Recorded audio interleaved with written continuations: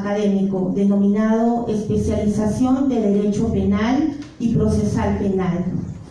El curso se desarrollará en 2 días, en el que se expondrán temas como proceso inmediato, agresiones sobre la mujer, dilaciones indebidas, crimen organizado, entre otros temas, contando para tal efecto el día de hoy con las exposiciones del doctor Jorge Antonio Machicado Tejada, el doctor Alonso Raúl Peña Cabrera Freire y el doctor José Julio Goicoechea Elías, destacados profesionales de derecho a quien agradecemos su valiosa participación. A continuación invitamos a nuestro colega el doctor Gustavo Bayona Macpherson, director académico y de conferencias del Ilustre Colegio de Abogados de Tacna, quien procederá a inaugurar el presente evento.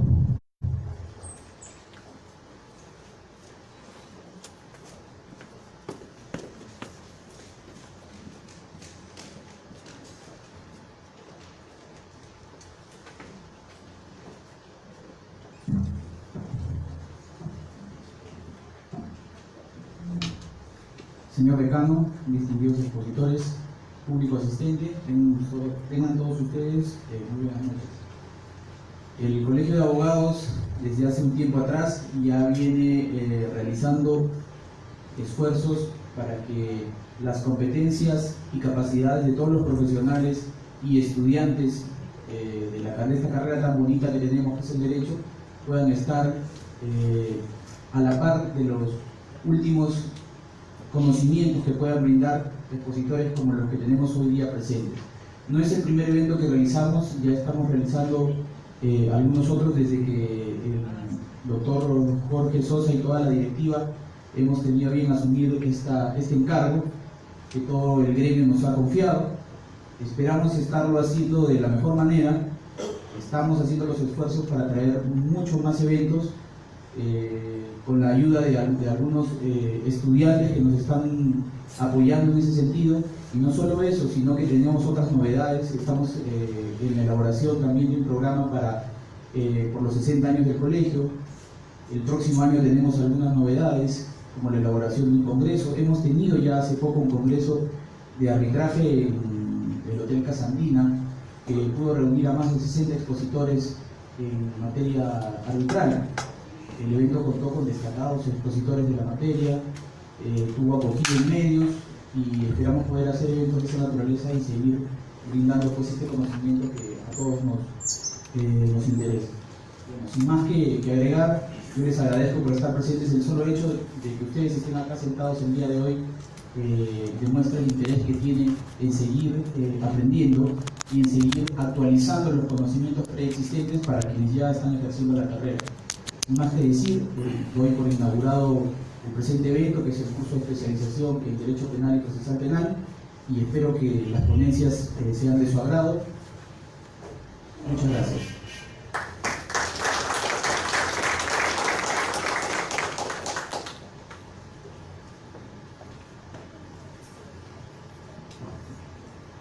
El Ilustre Colegio de Abogados de Tacna se honra en presentar al doctor Jorge Antonio Machicado Tejada, el cual tendrá a su cargo el tema Proceso Inmediato y Agresiones en contra de la mujer e integrantes del grupo familiar y últimas modificatorias del artículo 122-B del Código Penal.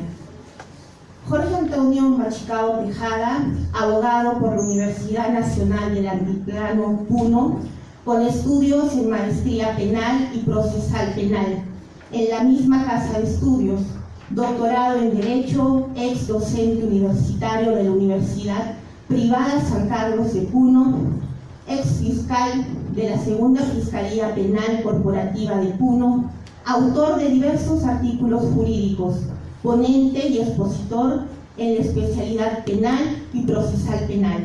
Actualmente juez titular del segundo juzgado de investigación preparatoria de la Corte Superior de Justicia de Tacna. Demos un fuerte aplauso para la ponencia del doctor Machicado.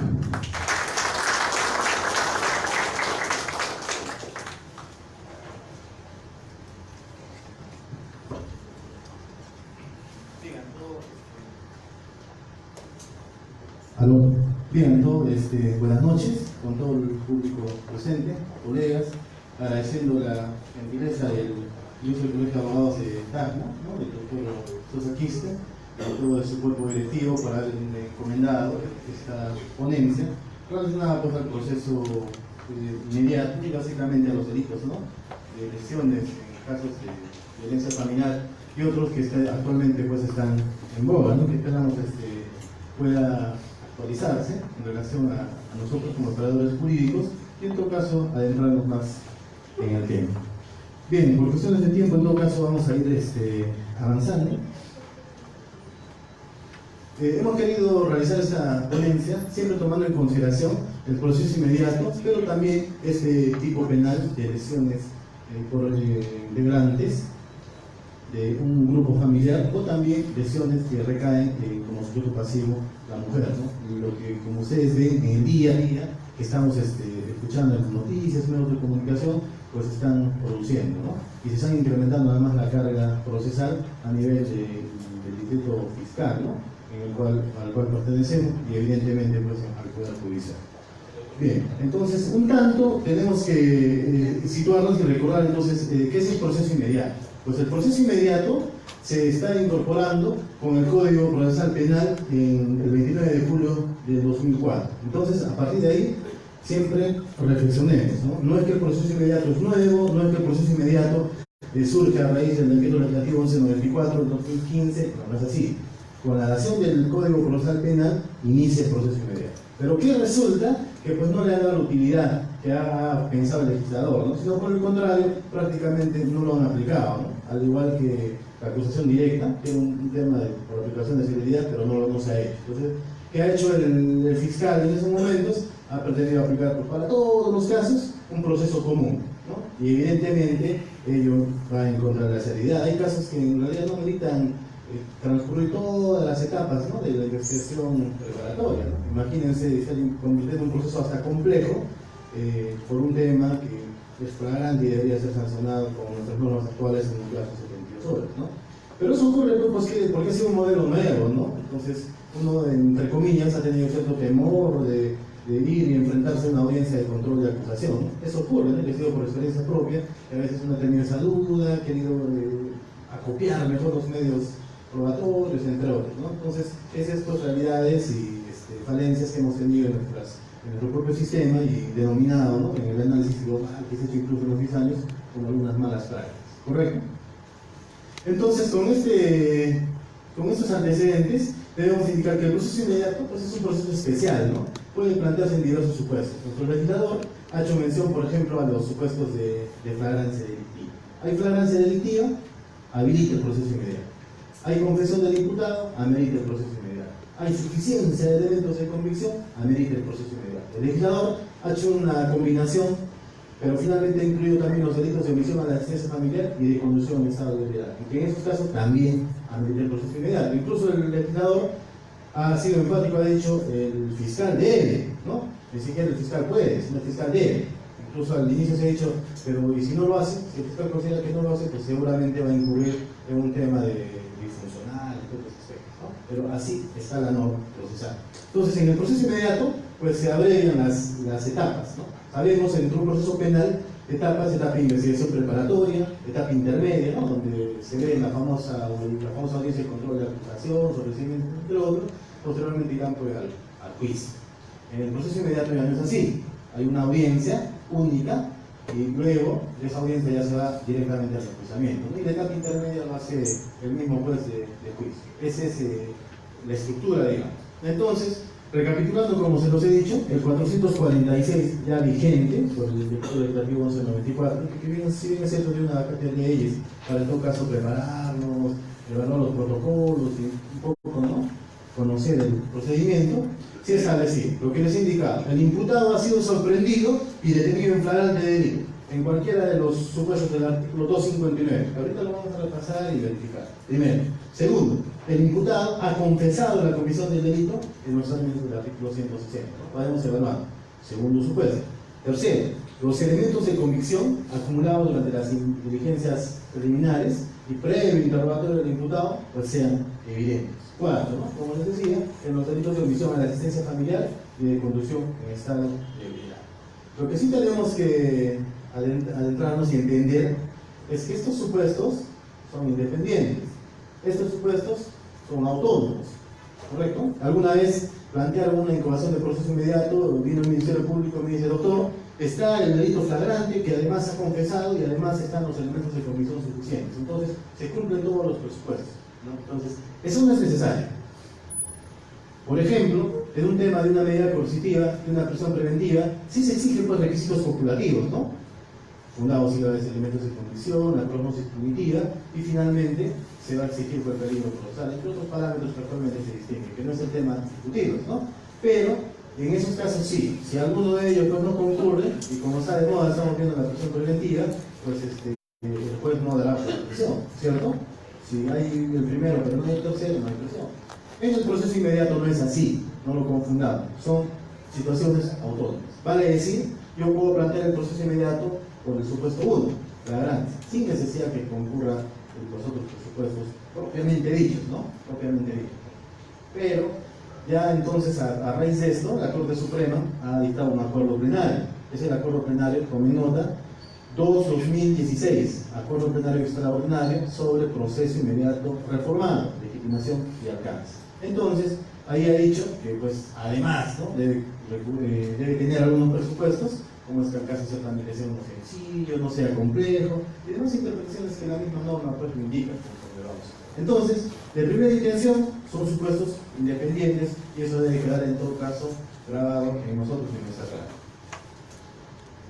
Ahora, en relación al primer supuesto de flagrancia, pues la flagrancia siempre lo vinculamos como algo latente, como algo que lo estamos viendo, incluso esto viene del latín, ¿no? Que es flagrare, como una llama que resplandece, utilizando incluso términos mitológicos. Entonces, siempre hemos asociado a ello, ¿no? Pero en nuestra legislación, esos aspectos, ¿no? Doctrinarios, desde ese punto de vista, se enmarcarían en un subtipo de flagrancia, que es la flagrancia tradicional o clásica, ¿no? Pero el legislador ha diseñado hasta 4 tipos de flagrancia, entendamos así. Flagrancia tradicional. ¿Cuándo hay flagrancia tradicional? Cuando el agente es descubierto en la realización del hecho punible, ¿no?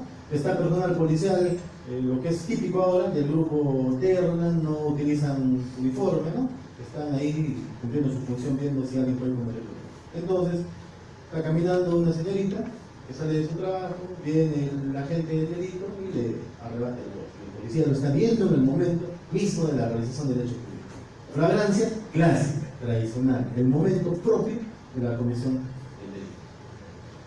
Flagrancia clásica igual, cuando la gente acaba de cometer el hecho punible y es descubierto, ¿no? Comete el delito, a veces cometen entre 2, entre 3. Lo típico ahora que estamos viendo todos los días, suben a un bus de servicio de pasajeros, sustraen un celular, se lo pasan a otra persona y luego se bajan, pero alguien advierte ese hecho, mientras se lo pasó a la otra persona, pues le encuentran el celular en cuestión de un par de minutos, ¿no? Acaba de cometer el delito y es descubierto. ¿Se dan cuenta? Flagrancia tradicional. Sencillo de entender.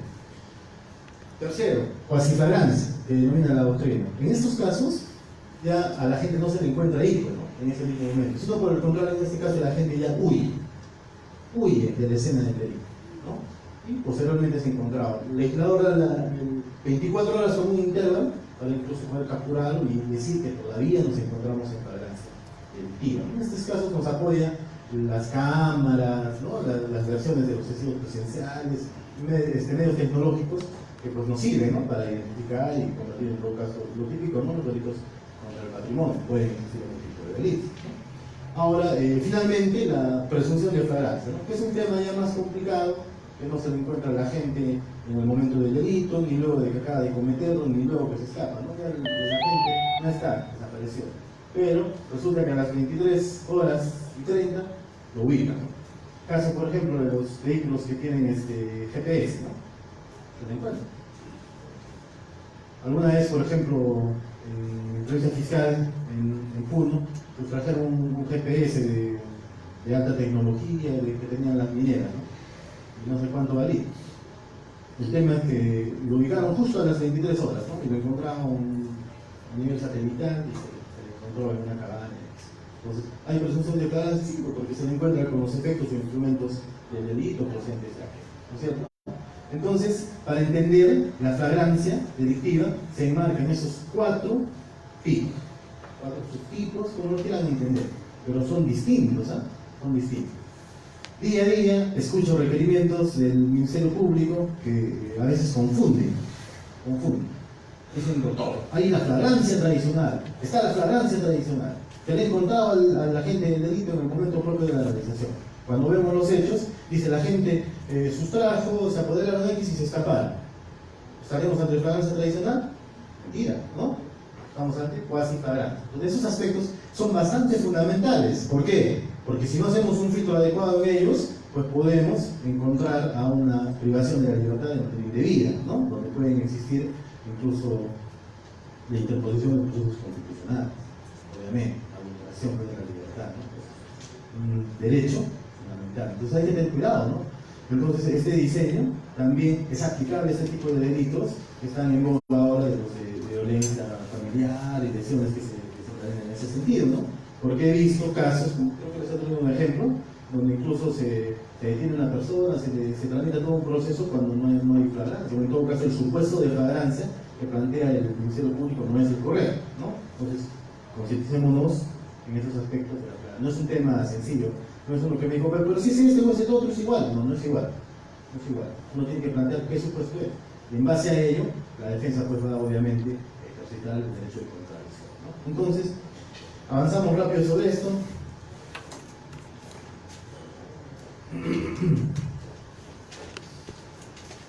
Supuesto de los elementos de convicción suficientes. Entonces, siempre en todo requerimiento para la tramitación de datos tiene que haber pues, suficientes elementos de convicción. No podemos analizar un requerimiento, cualquier tipo de pedido del Ministerio Público, si no hay elementos de convicción suficientes. En el caso de este supuesto, tiene que haber suficiencia de elementos de convicción y que además el previo interrogatorio del imputado. ¿Esto qué implica? De manera concreta se los digo, que con todo lo que se haya recabado en la investigación preliminar, si es, por ejemplo, el caso de un delito flagrante, o en investigación pues, hasta preparatoria, hasta antes de los 30 días que es el legislador, tenga que recabar todos los elementos necesarios para ir a juicio. Ese es el tema, proceso inmediato para ir a juicio, ¿no? Que no me falte absolutamente nada, de manera que todo esté claro, patente, no tenga nada que llenar con un elemento de convicción, ¿no? Si por ejemplo digo, la violencia familiar, las lesiones se han generado en presencia de un menor, tendré que tener pues la edad de ese menor, tendré que tener su documento de identidad, tendré que tener su partida. Y si no tengo nada de ello, tendré que hacer un examen de odontograma, el que fuese, pero que tengo que acreditar objetivamente los elementos del tipo penal. Si no tengo eso, y digo, estaba en presencia de un menor y no tengo ningún documento, ¿habré llenado todo eso? Definitivamente que no. Entonces, esos aspectos son fundamentales. Si eso se cumple, si todos los elementos de convicción están presentes, entonces digo, sí hay evidente delito y además ameritaría porque vaya a juicio, ¿no? Siempre previo interrogatorio del imputado. Ahora me dirán, pero si el imputado no declara, eso no es muy relevante, ¿no? Porque finalmente la declaración es un medio de defensa. Lo que interesa es que se le dé la posibilidad de que pueda responder a los cargos, ¿no? Por conveniente a su defensa, y así lo establece la norma. Supuestos de no procedencia, en consonancia con lo que dice el acuerdo plenario, ¿no? ¿Cuándo no es procedente el proceso inmediato? Cuando es un proceso complejo. 342, numeral 3 del Código Procesal Penal. ¿Cuándo es un proceso complejo? Cuando requiere pues, la actividad investigativa, ¿no? Se requiere realizar un sinnúmero de elementos de convicción, ¿no? Entonces el fiscal, como es director de la investigación, recaba elementos de convicción de cargo, recaba elementos de convicción de descargo. El fiscal es objetivo, ¿eh? Ojo, eso debemos entender, ¿eh? El fiscal no está a favor de la víctima, a favor del imputado, ¿no? No puede exagerar los derechos de uno del otro. El fiscal es objetivo, investiga y recaba elementos. A ver, envíen esa información. No me la envíen, el fiscal va al lugar de los hechos, envía, con apercibimientos de desobediencia a la autoridad, que fuese, e incauta los elementos en el día. Esa es la actividad fiscal adecuada que diseña este código. No la del fiscal de escritorio que esté sentado esperando y reiterando los oficios hasta que se vence el plazo de los 120 días. Lo que se hace en 120 días se puede hacer en los 20 días que primordialmente indicada la norma y en los 60 días que ahora se ha modificado, ¿no? Entonces ahí también tenemos un poco de reflexión. Entonces, Si el caso no es sencillo, el caso es complejo, se requiere hacer peritajes, ¿no? Como les digo, por X motivo no podemos determinar la edad, falta un peritaje quizás hasta el grafotécnico. Imagínense si fuese un delito especulado, un peritaje contable, X cosas. ¿Será viable el proceso inmediato? No. Si en el caso de lesiones, si existiese daño psíquico, por ejemplo, como ahora también está pues en boga este aspecto, daño psíquico leve, daño psíquico moderado, daño psíquico grave, y que nadie quiere pronunciarse sobre eso, ¿no? Porque dice que no es viable. Entonces, ¿podríamos ir a un proceso inmediato? Probablemente no, ¿no? Probablemente no, pero lo vamos a analizar, porque se requiere pues pericios y otros aspectos. Ahora, se indica igual que no es viable cuando hay varios imputados, ¿no? Imaginemos una gresca entre una familia, ¿no? Algunos hijos lo defienden al padre, otros hijos defienden a la madre, entonces hay una pluralidad de imputados, ¿no? Entonces no se sabe si han actuado por autoría, si decidieron pegar o no, entonces es un tema más o menos complicado que podría existir, ¿no? Entonces hay varios imputados. Si es que hay varios imputados, todos los imputados tienen que estar en uno de los supuestos de aplicación del proceso inmediato. Por ejemplo, flagrancia clásica, ¿no? Hemos visto, hay una cámara, hay un vecino. Entonces tienen que... Y si uno de ellos no está, de uno de ellos hay duda, dice, no, ojo, él estaba en la universidad, yo ni he visto la pelea, no, él también ha pegado, que se quedó. Entonces, en ese mundo de dudas, no es viable. Y la norma misma lo es. Pluralidad de imputados, todos ellos en el supuesto. Y si no hay uno, o si uno no encaja, no hay proceso inmediato. Así lo indica la norma. Finalmente, bueno, no se acumula, no hay acumulación, y también hasta antes de los 30 días. También dice la norma, se hace la investigación preliminar, se formaliza la investigación preparatoria, puede darse el caso, ¿no? Pero en todo caso funcionaría el proceso inmediato si es que yo lo planteo, lo incojo ante el juez antes de los 30 días de formalizar la investigación. ¿Se entiende, no? Si lo planteo al día 30 o al día 31, ya no funciona. Esa es la norma, es una norma procesal obligatoria, ineludible cumplimiento. Entonces, el fiscal tiene que prever eso. Me falta, por ejemplo, recabar solamente una declaración, ¿no? De la vecina justo que he visto en el momento en que ocurrió la agresión. Entonces, tenemos que recabarla. El fiscal tiene todas las armas para investigar, ¿eh? El fiscal puede decir, señor, usted concurre tal día a las 8 de la mañana, primera citación, 9 de la segunda y 10 de la tercera. Y si no viene, yo lo voy a traer compulsivamente con la policía. ¿Se entiende? Por eso digo, el fiscal es el amo y señor de la investigación. Y objetivamente recibirá las declaraciones, escuchará, finalmente puede decidirá, ¿no? No siempre también va a formalizar el proceso inmediato, va a acusar, se archiva, ¿no? Evaluando todo en su conjunto. Entonces, si es que amerita el proceso inmediato, tiene todos los elementos, pues lo hará. Y si no, probablemente continúe con la investigación preparatoria, ¿no? Tampoco se trata de que el hecho quede impune, el caso se archiva, no, el caso va a continuar en la otra vía procedimental que es el proceso común, ¿correcto? El proceso común. O sea, no es que se pierda, no es que se archiva, no es que no hay justicia, no es así. Sí, pero en otro procedimiento, ¿no? Que entre comillas, digamos, tiene mayor posibilidad de recabar elementos de condición, se puede ampliar, se puede convertir completo, lo que fuese según el caso. Bien, entonces, esta primera parte es para que ustedes hayan ya internalizado lo que es el proceso inmediato, los supuestos de aplicación, cuando no procede, ¿no? Y otros aspectos que hemos analizado. Entonces, está claro este breve repaso que hemos hecho. Ahora lo vinculamos a la ley 30.364, que establece la ley para prevenir, sancionar y erradicar la violencia contra las mujeres o integrantes del grupo familiar, lo que está pues ahora de moda. Todos los días tenemos 1, 2, 3, hasta 5 procesos sobre eso, ¿no? Violencia física, violencia psicológica, entre otros. Entonces, analicemos. ¿Qué pretende el legislador con esta norma? Justamente esto es prevenir, ¿no? Erradicar, y si es que se comprueba, pues sancionar, ¿no? La violencia que se ejercida contra la mujer, en el ámbito público, en el ámbito privado, cualquiera de ellos. Pero no solo en contra de la mujer, ¿no? Sino también integrantes del grupo familiar. Entonces, tiene dos aspectos. ¿Qué se pretende obtener? Prevención, atención, protección de las víctimas, así como la reparación del daño causado, y además, ¿no? La reeducación pues, del agresor, como vamos a analizar. Ese es el objeto de la ley.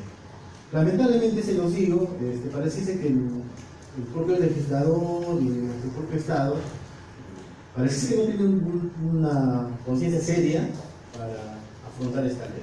Se los digo porque esta ley ha merecido una modificatoria. En septiembre han modificado un sinnúmero de artículos y el 25 de octubre hay otra modificatoria al decreto legislativo anterior. Entonces se le delega facultades al Ejecutivo, le saca un decreto legislativo, se supone que se reúnen, modifican la ley y luego otra vez el Congreso modifica muchos artículos. E incluso, ojo, es delito, por pasar casi al final, si es que uno vulnera una medida de protección, ¿no? Innovación ya en nuestro Código Penal 368. ¿Correcto? Vamos a avanzar. Sujetos de protección de esta ley, como les indicaba en el primer contexto, las mujeres durante todo su ciclo de vida, niña, ¿no?, adolescente, joven, adulta y adulta mayor, en cualquiera de su ciclo de vida. A tener en cuenta, no es que solamente la que es niña, no solamente la que es adolescente, no. La mujer en cualquier etapa de su vida. Clarísimo. Los miembros del grupo familiar. Este aspecto incluso ha sido modificado, retocado por el legislador. Pero veámoslo, la propia norma lo ha establecido, ¿no? Los cónyuges, excónyuges, convivientes, exconvivientes, padrastros, madrastras o quienes tengan hijas o hijos en común, los ascendientes, descendientes por consanguinidad, adopción o por afinidad. Lo que he subrayado es lo que últimamente han modificado y en todo caso han incorporado, ¿no? Parientes colaterales hasta el cuarto grado de consanguinidad o adopción, según la afinidad, quienes habiten en el mismo hogar siempre que no medien relaciones contractuales, laborales, al momento de producirse la violencia, ¿no? 30.368 es la ley que últimamente ha modificado esta ley, ¿no? 30.364 para prevenir el descarga de violencia. Entonces, ahí están los sujetos y miembros del grupo familiar, ¿no? Entonces, que claro que no debe quedarnos duda, como operadores del derecho, de quiénes son los sujetos, de quién puede ser la víctima, de cómo es esto, que no está claro, el legislador no lo considera, ¿no? Colegas, está claro y ahí está en la norma, ¿no? Al final también las directivas quedan, pero pueden obtener, ¿no?, coordinación con los trabajadores. Y no vamos a entrar a más detalle en relación a la adopción, por afinidad, otros aspectos que ya son pues, propiamente, ¿no?, de otro análisis. Pero sin embargo, es concreto, ¿no? Los suegros, los cuñados, y si vamos al otro lado del parentesco colateral, pues seguramente los tíos, sobrinos, primos, ¿no? Así lo está diciendo el dictado. Un poco que está ampliando, ¿no?, los sujetos que pueden estar vinculados en este tema de lesiones por violencia familiar, ¿no? Entonces está haciéndose más protección. En mi criterio hay incluso sobreprotección.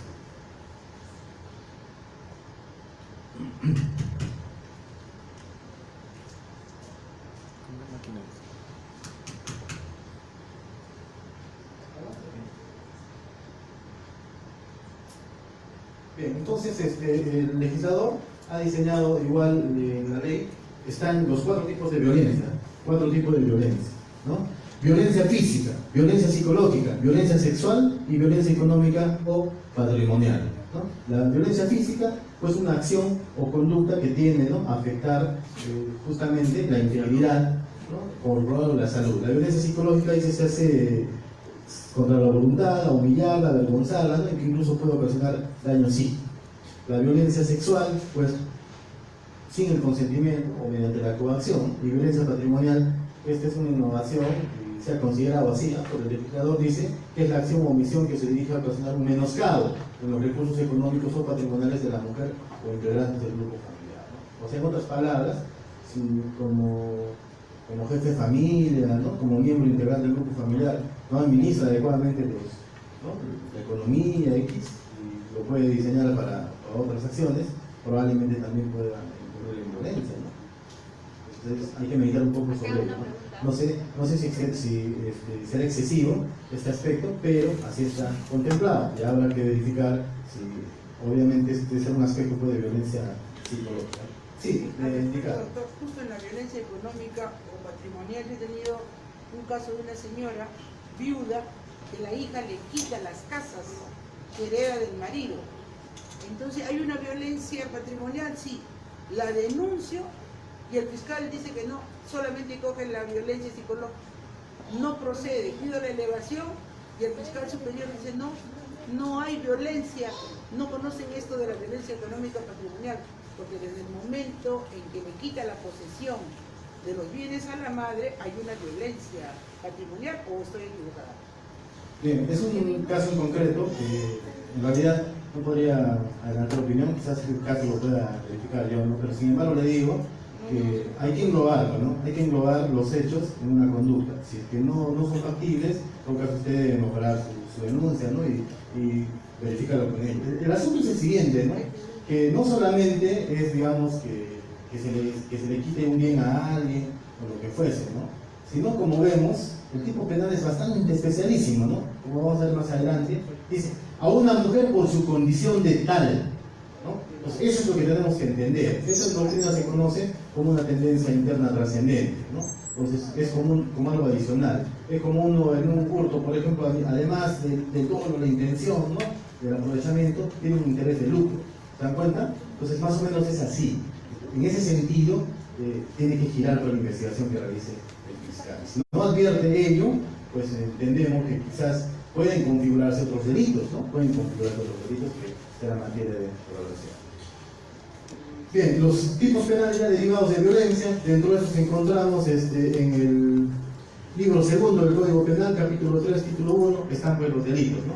Los que conocemos, lesiones graves, lesiones leves, y se han puesto, ya le han aumentado a A, B, y entre otros, ¿no? Pero los que nos interesan básicamente en materia de este estudio es el 121B, 122, 122B, ¿no? Para efectuar un análisis. Entonces, un poquito tenemos que adentrarnos a esto, ¿no? Un poco recordando el derecho penal. Lesión. Para entender qué es una lesión, tenemos que indicar siempre que es un hecho punible, pues, en nuestro Código Penal. En nuestro Código Penal un hecho punible es, ¿no?, cualquier acción u omisión dolosa o culposa penada por ley. Eso es, ¿no? Incluso para concatenar el principio de legalidad. Debemos entender eso. Entonces, en estos tipos penales que estamos analizando, obviamente estamos hablando de una lesión dolosa, ¿correcto? Lesión dolosa, intencional, conciencia, voluntad de la comisión del delito, ¿no? Recordar a Hans Wells y la teoría finalista, ¿correcto? No entramos en lesión dolosa. No es culposa, ojo, no es culposa. ¿Por qué no es culposa? Porque el legislador ha diseñado, ¿no?, que cuando el numerus clausus, cuando es culposo, expresamente tiene que estar en la norma y decir el que por culpa, ¿no?, ocasiona la muerte de una persona. Y si no dice el que por culpa, pues no es un delito culposo, es un delito doloso. Y así debemos distinguir. Es más sencillo de distinguir y no entrar a mayor análisis doctrinal, ¿correcto? Nuestro sistema quiere un análisis así de interpretación, no mucha doctrina, porque no nos va a ayudar a dilucidar un caso, ¿correcto? Entonces, este es delito doloso.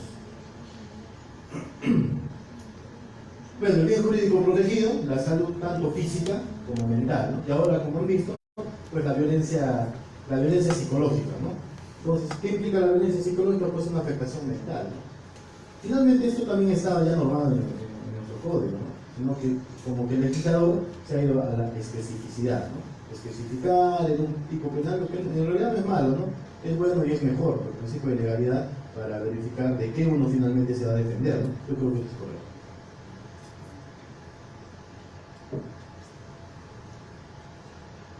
Bien, entonces continuando, más o menos este es el cuadrito para poder entender, ¿no? De primera intención, recordando, ¿no?, un poco la historia, ¿se acuerdan ustedes que cuando alguien lesionaba a uno en los tiempos antiguos, pues ¿cómo se sancionaba a esta persona? Venganza privada, ¿cierto? Venganza privada en el sistema. Ah, me pegaste, igual yo con toda mi familia voy a hacer el problema se componía. Esa era pues la forma del derecho, ¿no? Luego, la ley del talión, ¿no? A que me pegaste, se me echó el brazo, igual te voy a hacer, ¿no? Me cortaste una oreja, igual, eso en los sistemas, ¿no? Pero luego, en nuestras fases de punibilidad de nuestro código, de nuestro sistema, pues se realiza ese tema de cuantificación, ¿no? Por un lado, para ver cuándo es pues una lesión leve, cuándo es una lesión grave, cuando estás ante una falta, ¿no? Entonces, es un tema que se da por sistema. Nuestro Código Penal de 1991 basa esa punibilidad, al menos en lo que es lesiones, un tema de cuantificación. De otra forma, un tema de días, ¿no? Tantos días, lesión leve, tantos días, lesión grave. Entonces, con la norma penal vigente, actualmente se entiende que son lesiones graves de 20 a más días de atención o descanso, o nivel grave, muy grave de daño psíquico, ¿no? Dense cuenta que la afectación mental ya está establecida como un daño grave o muy grave, ¿no? Obviamente daño psíquico. Recuerdan ustedes que siempre lo que hemos estudiado el parámetro era de 30 días, ¿no? 30 días. El legislador ya ha modificado ello y ahora es de 20 a más días, ya consideramos promedio de 10 días. Y esto ahora va, ¿no? Antes 20 días pues era lesiones leves, ahora lesiones leves, más de 10 y menos de 20 días de asistencia o descanso o nivel moderado del daño psíquico, 122 del Código Penal. Agresiones, ¿no? Que es nuestro tema. Agresiones en contra de la mujer, menos de 10 días de asistencia o descanso o algún tipo de afectación psicológica, cognitiva o conductual, ¿no? Entonces, este cuadrito es interesante para ubicarnos si es una lesión leve, si es una lesión grave o si es una agresión en contra de la mujer de un integrante del grupo familiar. Mi pregunta al legislador es: ¿qué ocurre si el médico legista le prescribe 10 días? ¿Dónde lo ubicamos? Parece que hay un vacío, una contradicción, ¿no? Ese es el tema. Ese es el tema, que hay un vacío, ¿no? Dice más de 10, menos de 20. El otro dice menos de 10 y nadie dice 10, ¿no? El 10 está ahí. Entonces eso ya lo completarán con una modificatoria, la Suprema, no lo sé. Pero hasta ahora no he tenido ningún caso de que haya sido 10 días, ¿no? En lo que hemos tramitado en TAP, ¿no? O quizás el médico legista esté utilizando sus tablas de manera que no llegue a 10 días, ¿no? por esta norma, porque podría ser un hecho atípico, ¿no? O tendría que ir a faltas. Es un absurdo. Un día sería agresiones y 10 días sería falta. Entonces, para meditar igual.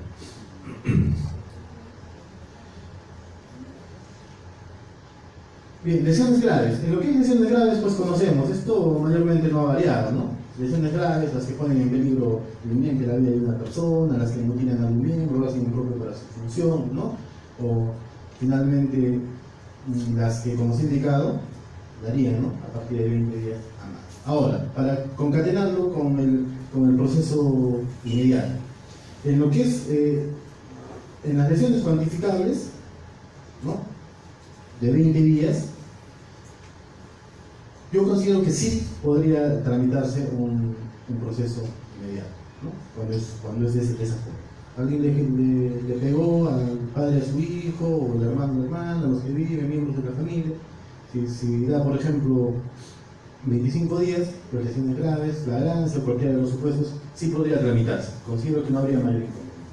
Pero en los supuestos propiamente, por ejemplo, si dice una desfiguración de rostro, ¿no? Grave, permanente, que requiere huella indeleble y todos esos conceptos que hemos entendido, ¿ustedes creen que se pueda tramitar como proceso inmediato? ¿Qué aconseja la literatura médica? Dice en estos casos, para ver si pues hay una marca, ¿no? Que te va a quedar de manera permanente, yo requiero reevaluarte en 90 días, ¿cierto? Eso dice la literatura médica. Si eso es así, el proceso inmediato se rebasa hasta antes de 30 días, ¿no? Entonces eso implica que jurídicamente, técnicamente hablando, no sería posible, desde mi punto de vista, realizar un proceso inmediato en estos casos, ¿no? Solo en lo cuantificable, como les digo, ¿no? De 20 a más días. ¿Correcto? ¿Se entiende, no? Ahora, en el tema del daño psíquico, dice, como han visto en el cuadrito anterior, daño psíquico, ¿no? Grave o muy grave, configuraría también pues una lesión grave, ¿no? Por afectación psíquica. Es todo un problema. Los médicos legistas han dicho que no pueden determinar si es un daño leve, si es severo, y su literatura médica no lo permite. Y hay ese problema que el fiscal lo percibe médico. Dame el resultado. Esto es leve, esto es... No es sencillo, ¿no? No es sencillo. ¿Por qué? Sugieren los psicólogos que tienen que hacer pues igual, un tratamiento, una evaluación, unas terapias que van un promedio de 6 meses, ¿no? Eso es complicado. ¿Y qué ocurre si a los 6 meses, por ejemplo, dicen, no, acá hay un tema de un daño leve? Daño psíquico sí, pero leve. Lo que es un daño psíquico pues es una afectación mental, ¿no? Una persona ya no es igual, tiene como un trauma, eso es un daño psíquico. Y entonces, ¿qué sería? Sería faltas, ¿cierto? Porque el 122 no habla de daño psíquico, habla de afectación psicológica, cognitivo-conductual, ¿correcto? Es un poco, parece engorroso, ¿no? Pero poco a poco se van a ir familiarizando, ¿no? Y repasen el código en ese sentido. Entonces sería faltas, y las faltas ¿a cuánto tiempo prescriben? 6 meses, ¿no? Entonces ese tema quedaría impune, ¿no? Entonces por eso digo, son cuestiones y fallas del legislador, ¿no? Del legislador. No puedes obligarle a un médico legista que dé un diagnóstico si eso técnicamente no es viable, ¿no? No es viable. Entonces también ese aspecto para reflexionar. En lo que es lesiones leves, pues está previsto en el 122 del Código Penal, hace referencia, ¿no? Como se los indicaba, más de 10 días, menos de 20 días, y entonces se considera a la mujer, ¿no? Cuando la mujer por su condición de tal o los integrantes del grupo familiar, pues se les establece una pena y en el artículo 13 está normal. Ese cuanto, de acuerdo a lo que hemos visto, configuraría lesiones leves sin mayor análisis. En relación al tema ya que nos queremos que un poco más repasarlo y compartir, es el 122b del Código Penal.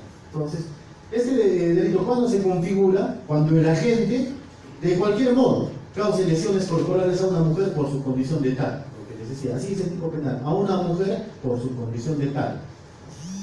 Y ahí hay que hacer un tema de análisis de los estereotipos de género, de todos esos aspectos, ¿no? Que hay que revisar bastante doctrina, ¿no?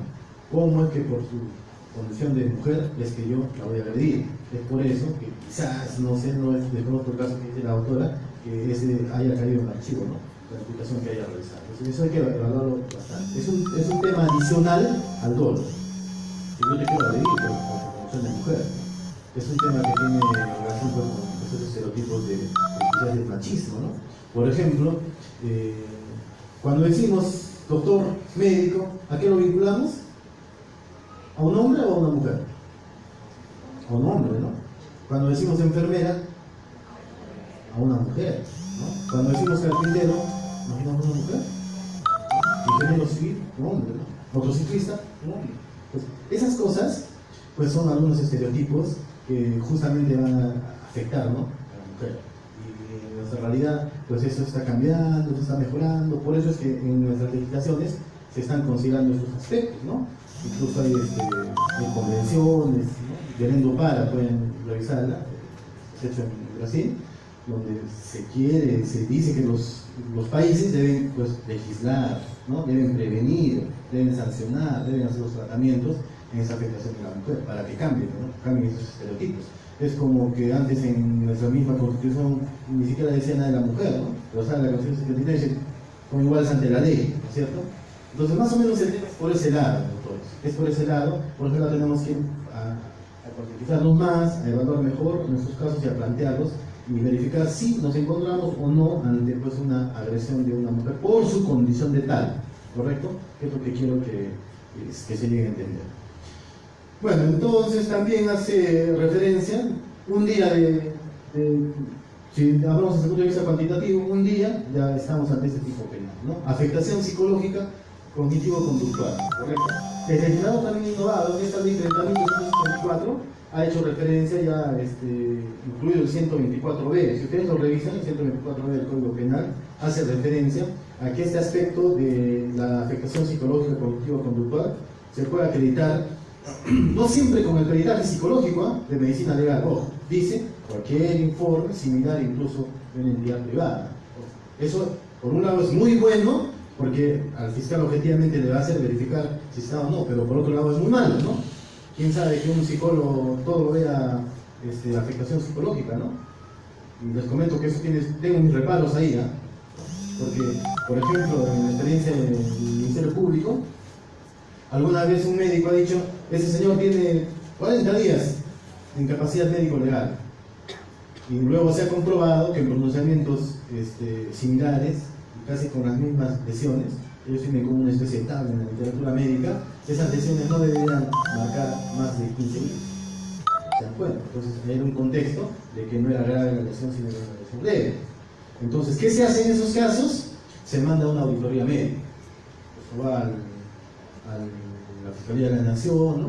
Al área de la Revisión Médico-Legal, y una junta de médicos revisa el certificado médico, pide los exámenes auxiliares, lo que fuese, o así incluso se hacen, alguna vez hicimos exhumaciones, ¿no? Para determinar si había o no esa lesión.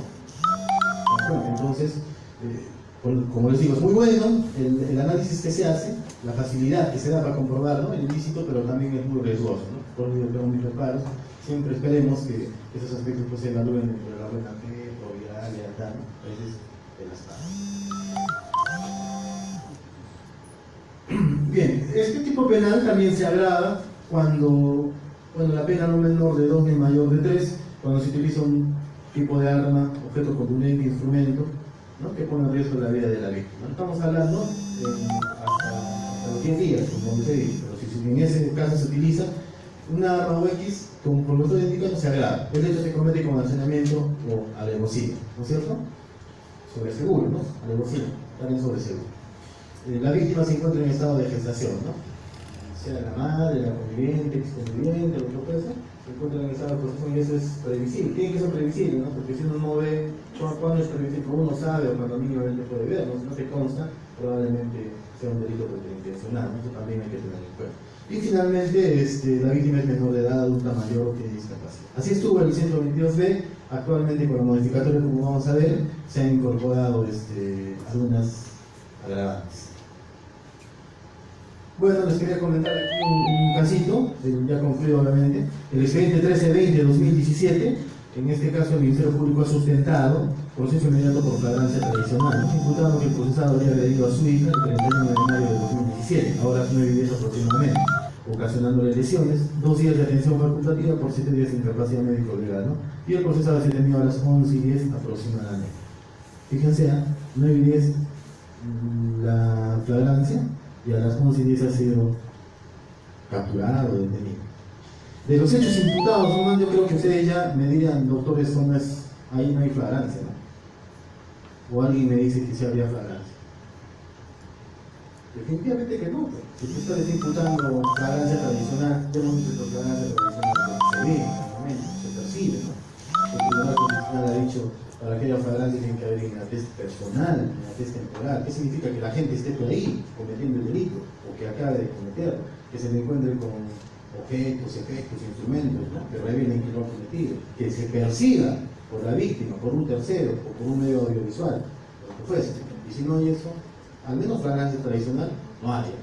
Entonces, en ese caso se desestimó, no permite verificar la flagrancia y incluso no fue un tema indebido. Ahora, el Ministerio Público puede controlar esto, ¿no? Existe un protocolo de actuación interinstitucional para verificar la flagrancia.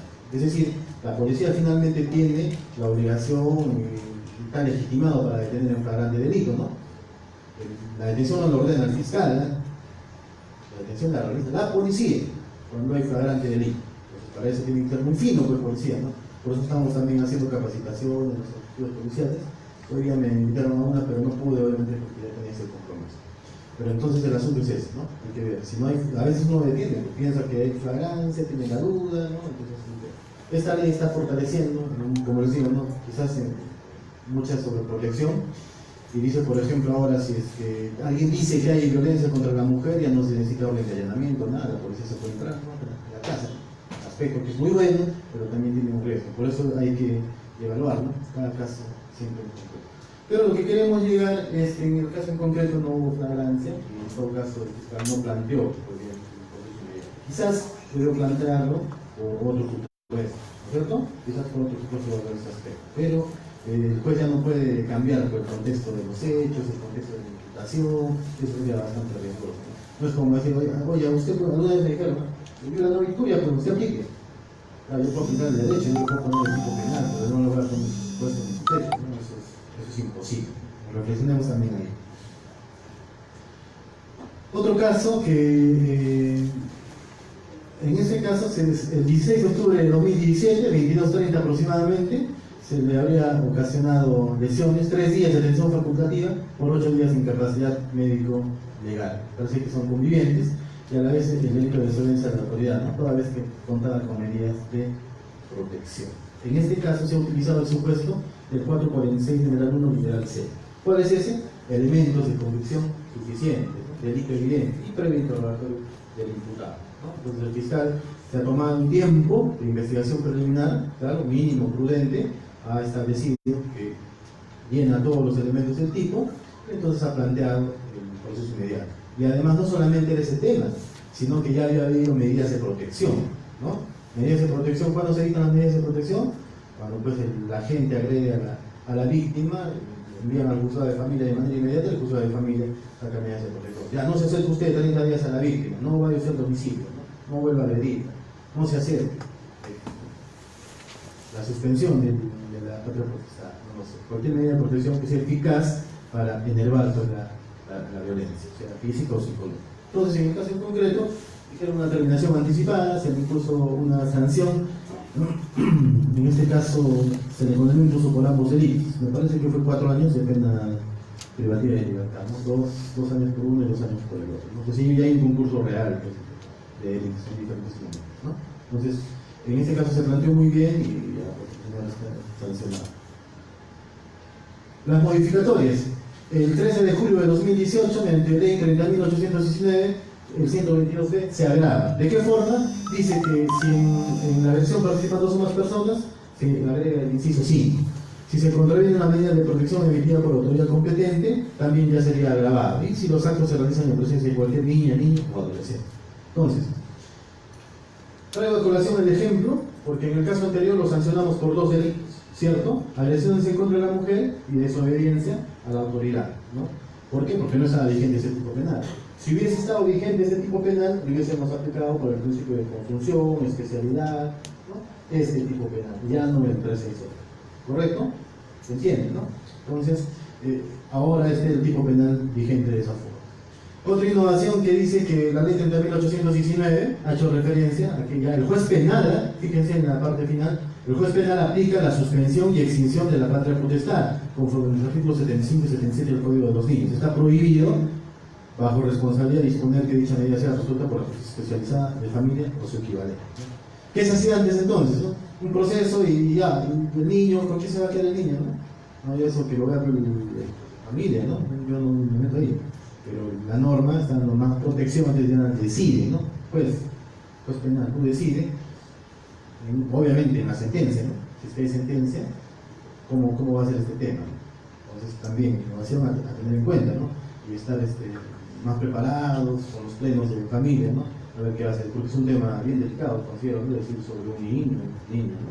Y sobre su patria potestad, propiamente tenencia. Ahora, el artículo 57 del Código Penal, igual, modificado por la ley 30.710, del 1 de diciembre de 2017. ¿Qué es la suspensión de la ejecución de la pena? Es cuando la persona pues, no es internada en un penal, sino por el contrario, se le impone determinadas reglas de conducta. ¿Por qué? Porque hay un pronóstico criminal favorable. Esta persona, el juez evalúa que es una persona que no va a volver a cometer pues, un delito, ¿no? Que con esa sanción se va a resocializar, ¿no? Va a cambiar. Por eso es que le impone esa pena suspendida. La pena no es superior a 4 años, ¿no? La pena a imponer no es superior a 4 años. Y finalmente, no es reincidente ni habitual. Porque si fuese reincidente, no puede acceder a la suspensión de la pena. Si fuese habitual, no puede. ¿Quién es reincidente? El que es sancionado, pues en un intervalo de los 5 años. O sea, lo sancionaron en 2015 y luego lo sancionan ahora en 2018 y ya es reincidente, ¿no? La norma del tema de una pena y su interpretación que se le da. Habitual, ¿no? 3 hechos punibles, obviamente que tienen que estar establecidos en una sentencia, hay posiciones que dicen incluso que puede existir un principio de oportunidad, porque también acepta responsabilidad, incluye aspectos que son posiciones de interpretación. El tema es que si se cumplen esos presupuestos copulativos, en este caso sí, se evita la suspensión de la pena. Ahora, por la naturaleza de las penas, conforme han visto, ¿no? Penas que son no menor de 1 año, cuando es agravado no menor de 2 años, ¿no es cierto? Entonces, ameritaría pues una suspensión de la ejecución de la pena, ¿no? Además, es 1 día, 2 días de incapacidad médico-legal.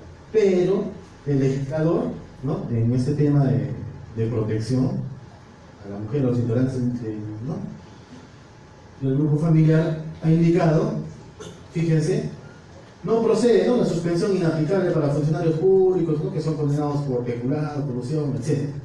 Dice, así como para las personas condenadas por el delito de agresiones en contra de las mujeres o integrantes del grupo familiar, 122D, ¿no?, lo que estamos comentando, y por el delito de lesiones leves, previstos en los literales C, D y en numeral 1322, ¿no?, que trata también lesiones, pero en desmedro de la mujer, integrante del grupo familiar, con propiedad. Entonces, ¿qué implica? Que tiene que dictarse de pena efectiva, ¿correcto? ¿Se entiende? No hay suspensión de la pena.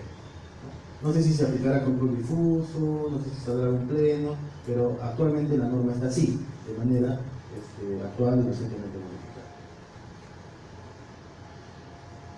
Lo más reciente que les comentaba ya para terminar, están cansados, la ley 30.862, 25 de octubre de 2018, ha incluido un tema, yo pienso, innecesario, trascendente, si ya está un agravante en la lesiones que hemos visto, pero ha incluido, fíjense, resistencia y desobediencia a la autoridad. Último párrafo. Cuando se desobedece o resiste una medida de protección dictada en un proceso originado por hechos que configuran violencia contra las mujeres o contra integrantes del grupo familiar, la pena será no menor de 5 ni mayor de 8 años.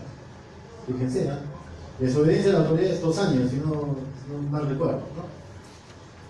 Bueno, ha sido modificado no menor de 3 ni mayor de 6. Cuando se desobedece a realizar un análisis de sangre, no menor de 4 ni mayor de 7. Y más grave que ello, para el legislador, es cuando pues, uno resiste o desobedece una medida de protección, ¿no? Entonces hay que tener bastante cuidado con ello. Ciertamente, yo considero, ¿no?, desde el punto de vista académico, que parece que es un exceso del legislador, ¿no? Está sobrecriminalizando, ya está como agravante, ya no es necesario, creo, que se ponga como un delito adicional, ¿no? O sea, vas a sobrecriminalizar la conducta, le vas a dar 2 sanciones por lo mismo, no sé, ¿no? Entonces, parece que no es lo más acertado, ¿no? Pero ya veremos en la práctica qué ocurre. Tampoco los tipos penales pues se aplican 2 veces por lo mismo, ¿no? Tendremos que ir secuencialmente a qué tipo lo subsumimos las conductas. Es una labor tediosa y de mucha responsabilidad para el titular de la acción penal que nos va a traer esos casos, ¿no? Seguramente. Bien, con eso hemos terminado. Les agradezco, espero haber cumplido sus expectativas. Gracias.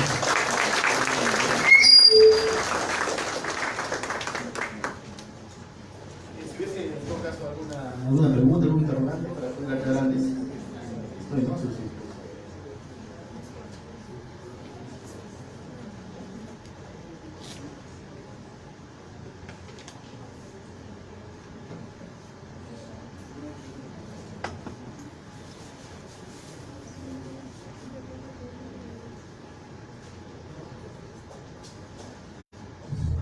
Bueno, creo que no hay preguntas.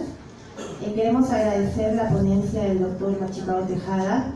El ilustre Colegio de Abogados de Tacna le quiere dar un pequeño reconocimiento por su exposición. El decano tuvo que retirarse, va a regresar. A ver, doctor.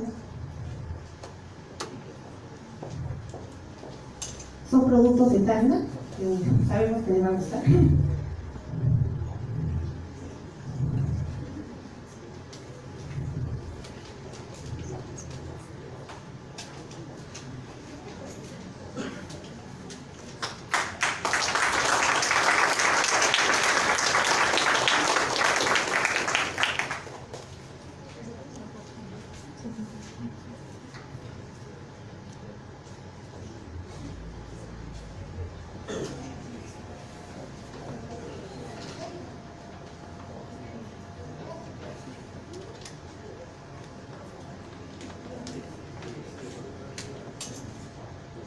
Nuestro segundo expositor es el doctor José Julio Goicoechea Elías, doctor en Derecho, magíster en Derecho Civil y Comercial, abogado por la Universidad Particular San Martín de Porres, con amplia experiencia en el litigio, docente de posgrado de la Universidad Jorge Basadre Groman, Universidad Privada de Tacna, Universidad Particular de Chiclayo y Universidad Nacional Federico Villarreal.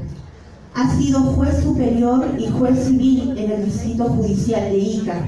Se ha desempeñado como procurador público municipal en la Municipalidad Distrital de Ate, como jefe de asesoría jurídica en la Municipalidad del Centro Poblado de Santa María de Huachipa, conciliador judicial, jurado revisor de tesis. Ha integrado la Comisión Consultiva Principal del Ilustre Colegio de Abogados de Lima en Derecho Penal, en Derecho Procesal Penal, Derecho Civil y Derecho Procesal Civil. Se ha desempeñado como abogado en la Oficina de Asuntos Internos del Ministerio del Interior. Ha sido abogado instructor en la Agencia Peruana de Cooperación Internacional del Sector de Relaciones Exteriores. Representante de la Asociación Deportiva del Fútbol Profesional ante la Comisión de Reglamentos de Transparencia de Jugadores de la Federación Peruana de Fútbol. Recibamos con un fuerte aplauso al doctor José Julio Goicoechea Elías, el cual desarrollará el tema La verdad material y la verdad en el derecho procesal penal. Gracias, muy buenas noches. Quería pedirles un poquito de su tiempo mientras vamos acomodando las diapositivas. En principio mi exposición está programada para el día de mañana sobre delitos contra los derechos humanos, pero a solicitud del decano vamos a hacer otra exposición sobre lo que es la verdad formal y la verdad material en el derecho procesal. Mientras van acomodando las diapositivas vamos conversando, ¿no? Lo que más nos ocupa ahora y lo que más escuchamos a nivel nacional es el tema de la corrupción. La teoría de la prueba está... Perdón un segundito.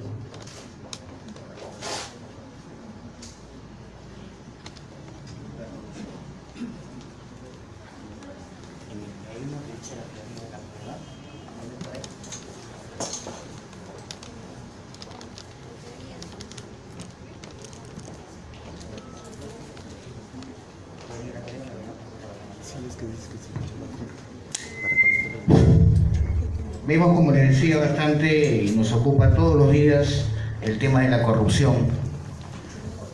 En estos momentos se encuentra en este distrito judicial el fiscal de la Nación y por lo que se ve no ha sido bien recibido, ¿no? Yo siempre les cuento a mis alumnos en la primera clase y les pregunto, ¿qué van a aprender en estas clases? ¿El ser o el deber ser?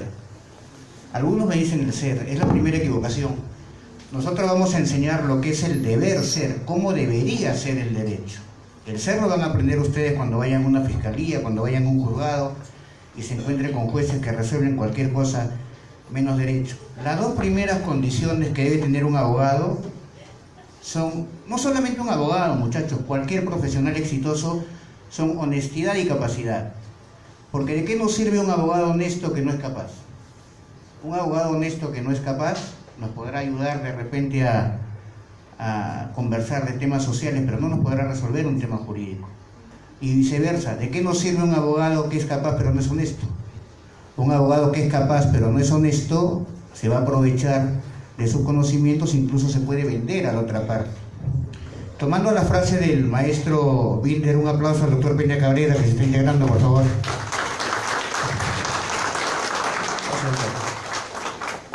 Tomando la frase del maestro Binder, podemos decir que nosotros los abogados tenemos mucho de culpa, porque hemos permitido que se construya una justicia clasista porque los penales están llenos de pobres. Los ricos no están en los penales, muchachos, y las celdas en los penales ya nos hacen acordar mucho a los pabellones de Auschwitz o de repente de Treblinka. Hemos llegado al extremo, y ya vamos a entrar al tema de la exposición, en que hay justiciables que no contratan abogados, contratan magistrados. La verdad que es una vergüenza lo que está pasando, pero nosotros de donde estemos tenemos que luchar para cambiar esto, y como docentes nos cabe la obligación de formar a las futuras generaciones jurídicas. Por favor, la primera diapositiva. Vamos a ver nosotros lo que es la verdad formal y la verdad material dentro del derecho procesal. Vemos en la primera parte de la diapositiva cuáles son los fines del proceso. El proceso judicial tiene tres fines. Tiene un fin inmediato y un fin último. ¿El fin inmediato cuál es? Descubrir la verdad. El juez tiene la obligación de descubrir, por lo menos tratar de descubrir la verdad. Su verdad va a ser la verdad procesal que se va a plasmar en una sentencia. El fin inmediato, ¿cuál sería? Actuar la ley, porque obviamente el juez va a tener que resolver con el marco legal. Y por último, el proteger el orden jurídico social. Entonces tenemos que ya la verdad y los fines del proceso en cuanto a los hechos nos generan dos variables. La variable número 1, el proceso tiene por finalidad conocer la verdad, pero conocer la verdad como ¿qué? Como una correspondencia con la realidad. Y el segundo, lograr la certeza o convencimiento acerca de que un enunciado es verdadero. Existe una discusión doctrinaria si el proceso debe tener como finalidad la verdad material o la verdad formal. Y así nace esta disputa, la verdad formal contra la verdad material. El maestro Manuel Atienza se hace una pregunta, ¿no? Él dice, lo dijo en una conferencia magistral en México, de que los jueces tienen que resolver muchas veces casos difíciles. Pero gracias a Dios que la gran mayoría de casos que tienen que resolver los jueces no son difíciles. Porque imagínense, este Código Procesal Penal, nuevo Código Procesal Penal, pasarán 80 años y seguiremos hablando de un nuevo Código Procesal porque se les ocurrió poner ese nombre. Se ha resolvido muchas veces a punta de pleno, muchachos. ¿Por qué? Porque los magistrados no se ponen de acuerdo. Se ha visto expediente donde en Moquegua un juez dio prisión garantía sin requerimiento del Ministerio Público. En Acobamba, en Montevideo, un juez de garantías ha concedido colaboración eficaz a solicitud del Ministerio Público en un delito ante un beneficio residual donde la ley no se lo permite. Eso se llama prevaricato. Un juez de garantías que no garantiza nada. Lo único que le garantizó a mi patrocinado fue 9 meses de privación de su libertad. Entonces, vuelvo a lo que planteaba Manuel Atienza, ¿no? ¿Cuándo un caso difícil se convierte en un caso fácil? Ejemplo práctico. El adulterio antes era un delito. Ahora no, ahora el adulterio es una causal de separación del vínculo conyugal. ¿No es cierto? Salió del Código Penal, lo sacamos y lo invitamos a caminar al Código Civil. Entonces ese caso difícil se convirtió en un caso fácil. Pero en derecho, muchachos, muchas veces lo justo no es lo correcto. Un expediente que me invitaron a revisar la sentencia, un colega docente en la Universidad de Lima esta semana, trataba sobre impugnación de paternidad. En un proceso de impugnación de paternidad, el abogado ofrece un certificado de ADN de un consultorio particular. La jueza le resta valor probatorio porque dice que al ser de un consultorio particular no ha sido emitido o evacuado por un perito oficial, por lo tanto declara infundada la demanda. Apela a la otra parte, le vencen los 3 años y lamentablemente pues acá los plazos no son de caducidad y esta persona pues lo único que puede reclamar ahorita es un aumento o una disminución, de pensión alimenticia. La gran pregunta es, el juez, como decía el maestro Piero Calamandrei, tiene que aplicar justicia. Y si retrocedo un poco más en el tiempo y me voy hasta 1764, el marqués César de Beccaria nos regaló su ensayo donde nos enseñó que la pena puede ser aplicada incluso por debajo del mínimo legal, concepto que toma Roxin, ¿no? Porque debe aplicarse en su exacta medida y dimensión. Ejemplo al caso, el expediente de Magali Medina Vela. En el expediente de Magali Medina Vela, la pena máxima era 4 años y la pena mínima 1 año. Y la jueza le aplicó 5 meses de prisión efectiva. Decían que ese era un concepto completamente errado, porque la jueza no puede aplicar por menos de la ley. Falso. La jueza está aplicando justicia, porque está aplicando derecho en su exacta medida y dimensión. No le puedo poner más de 4, pero le estoy poniendo menos del mínimo. Pero ese menos del mínimo, por la conducta reiterativa de la señora, se convierte en efectiva. Un tema completamente de argumentación jurídica, ¿no? Hay situaciones que se presentan en el derecho, donde uno a veces se sorprende de cómo los magistrados en cosas tan simples no pueden ser claros. A ver, les cuento un caso práctico que ocurrió en Lima, ¿no? El esposo le pone a la mamá de la criatura un abogado para que plantee la demanda de alimentos, diciendo que de esa manera que sea un tercero, en este caso el operador jurisdiccional, el que fije la pensión. No, vamos a evitarnos problemas y yo te voy a pagar incluso el abogado. Pero ¿qué fue lo que pasó? El abogado plantea la demanda cuando no existía otra carga por el 40% del monto de los ingresos porcentuales. Y la jueza sentencia y le da el 40%. La señora, cuando se entera que era 60%, sale llorando y me dice: doctor, ¿usted me puede ayudar? Mire lo que me han hecho. Bueno, señora, la voy a ayudar. Y le planteo una apelación de sentencia por el 60%. Y el especialista me dice: doctor Goicoechea, pero usted no está planteando por el 60%, está yendo más allá del petitorio. Y yo le pregunto: ¿y el interés superior del niño está por encima o por debajo de la mala práctica de un letrado? ¿O es letra muerta? Y es increíble, señores, de que en Lima, en todos los jueces de familia que hay, que son más de 10, la mitad de los jueces tengan un criterio y la mitad del otro. Fácil es administrar justicia, sí. Calamandrei, lo vuelvo a citar, decía: el juez debe aplicar justicia en su exacta medida y dimensión. Por favor, pásame la siguiente diapositiva. Entonces vemos acá varios significados de lo que es la verdad procesal. No hay más, pero estos son los que yo les he querido plasmar en la diapositiva. Podemos decir que la verdad es la conformidad de las cosas con el concepto que de ellas se forma en la mente. Primera definición. Segunda, similar o parecida. Conformidad de lo que se dice con lo que se siente o con lo que se piensa. Tercera, propiedad que tiene una cosa de mantenerse siempre la misma sin mutación alguna. Juicio o proposición que no se puede negar racionalmente. Cualidad de veraz, el hombre de verdad. Expresión clara, sin rebozo ni lisonja, con que a alguien se le corrige o reprende. Realidad, existencia real de algo. Entonces podemos llegar ya a definir qué cosa es lo que entendemos por verdad material. Verdad material es aquel acontecimiento, conjunto de acontecimientos o situaciones fácticas que se condicen con la realidad de los hechos. Vamos a ver ahora otro ejemplo práctico, porque me gusta conversarles con ejemplos prácticos. El caso práctico de Gringacho, ¿no? Yo dictaba un curso de Derecho acá en una universidad, en la privada, y planteé el caso de Gringacho, el interés superior del niño.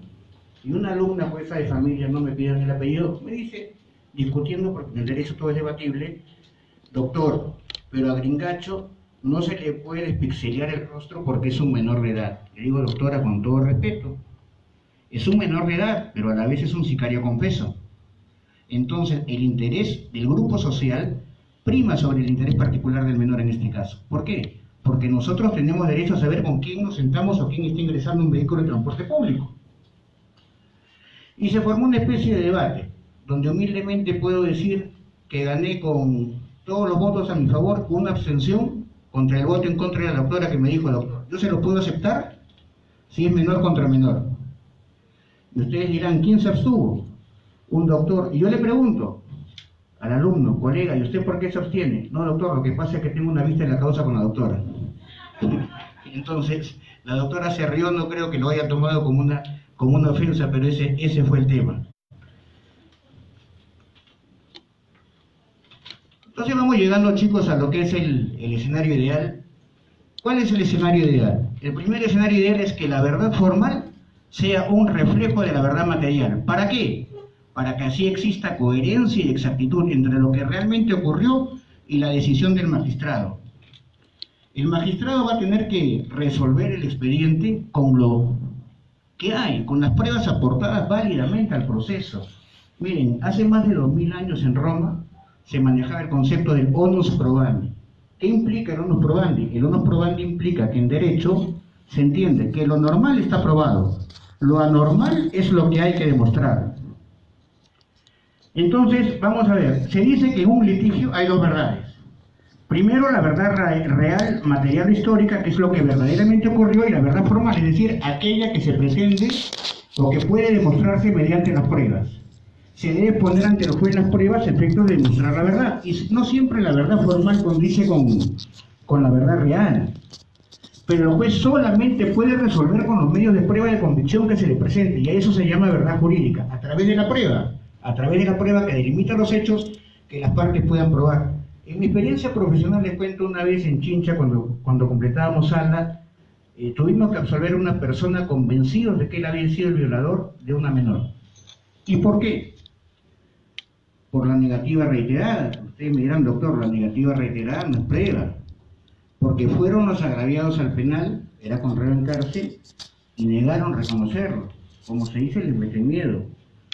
Pero quedaba la prueba fundamental, el certificado médico legista. Y el certificado médico legista nos decía de que una niña de 7 años tenía el himen complaciente. ¿Cómo podíamos condenar a ese señor? Lo condenábamos y al día siguiente los 3 vocales, él salía a la celda y nosotros entrábamos. Pero estábamos convencidos de que él había sido. Porque tenemos que sentenciar con lo que hay en el expediente. Lo que no está, no está. Lamentablemente, ese fue un caso que nos dio mucha pena. Pero no podíamos hacer más allá de eso. Entonces, y acá vamos concluyendo porque, como les digo, mi exposición va a ser el día de mañana sobre delitos contra los derechos humanos. Tenemos el nuevo concepto que es el del derecho probatorio. ¿Y qué es el derecho probatorio, muchachos? Es una rama del derecho que se ocupa de la fijación, evaluación, práctica y examen de las pruebas en un proceso. ¿Para qué? Para crear en el juez una convicción de certeza. Para crear en el juez una convicción de certeza respecto de la causa a juzgar. La prueba. El artículo 196 del Código Procesal Civil, que se refiere a la carga de la prueba, nos enseña de que, salvo disposición legal diferente, la carga de la prueba corresponde a quien afirma un hecho que configura su pretensión o a quien lo contradiga alegando nuevos hechos. La prueba es la actividad necesaria que implica demostrar la verdad de un hecho, su existencia o contenido según los medios establecidos por la ley. Acá en este país es el mundo jurídico al revés lo que ocurre.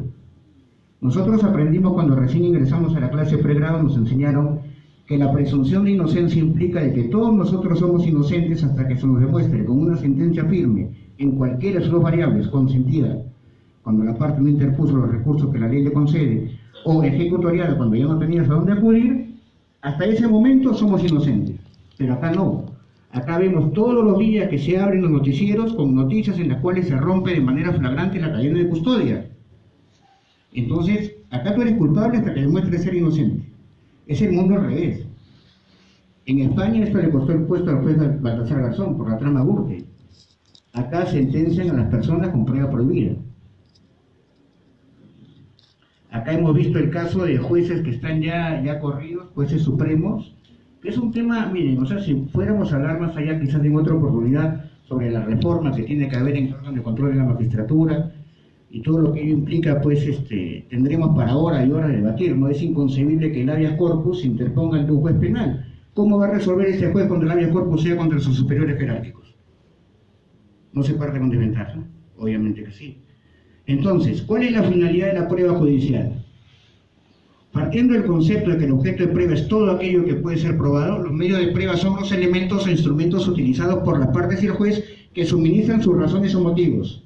Y la finalidad de la prueba judicial es, primero, la prueba como demostración o averiguación de la verdad de un hecho, la verdad formal y la verdad material. Segundo, la prueba como mecanismo de fijación formal de esos hechos. Y por último, la convicción judicial como medio de prueba. La convicción judicial, que es la verdad procesal a la cual el juez va a arribar en un acto que se llama sentencia. Y esa sentencia debe ser congruente, debe ser digerible sobre todo para las partes.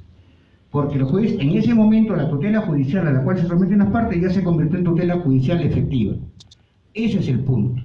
A eso queremos llegar. Hay sentencias que, lamentablemente, y esto es un problema a nivel nacional en todos los jueces, no revisan la argumentación jurídica. No leen a Tienza, no leen a Guastini, no leen a Alexi, y hay sentencias que de verdad son un copy-paste o un calcado de otra. Llegan a decir blanco, blanco, blanco, blanco, resuelven azul. Completamente incongruente, señores. Y eso lo permitimos nosotros, porque muchas veces le tenemos miedo al magistrado. Al magistrado no hay que tenerle miedo. Si usted tiene la razón, no tiene por qué tenerle miedo. Yo les cuento un caso personal. Yo interpuse una demanda por el tema de los gastos operativos. Es lo que señala la Constitución Política del Estado, mal llamada Carta Magna, porque la Carta Magna es de 1215 y de Juan Sin Tierra, pero acá le llaman Carta Magna. Bueno, los gastos operativos fueron dados por un decreto de urgencia. ¿Y qué señala la Constitución? De que todos nosotros somos iguales ante la ley. ¿Eso qué quiere decir? En términos jurídicos, de que en una situación de sincronía no puede haber diferencia entre iguales. Bajo ese espectro, Cuando hay la más mínima contraposición entre parte del texto constitucional con una norma de menor jerarquía, lo que se aplica es el principio de constitucionalidad. Prevalece la parte del texto constitucional, pero acá no.